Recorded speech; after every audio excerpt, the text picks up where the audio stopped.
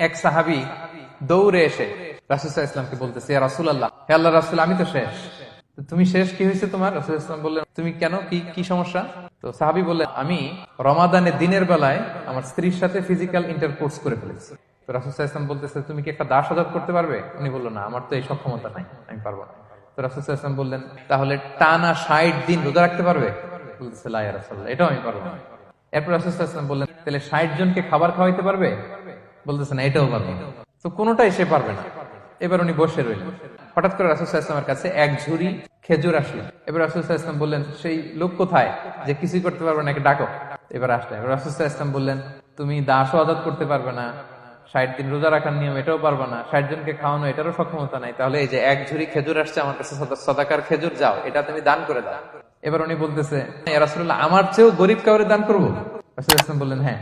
উনি বলতেছে যে আমার চেয়ে গরিব মদিনায় কেউ নাই, মানে এটার প্রতি মুখাপেক্ষী আমার চেয়ে বেশি কেউ আর নাই।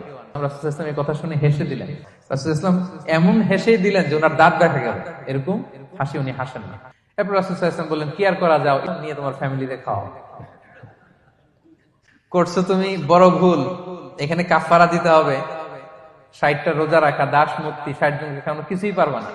আসলো খেজুরের বক্স, তোমার সাহায্য করার জন্য দিলাম, যাও এটা সদকা করো। এখন তুমি বলতেছো তোমার চেয়ে গরিব আর মদিনায় কেউ নেই, তো কি আর করা, যাও তুমি খাও।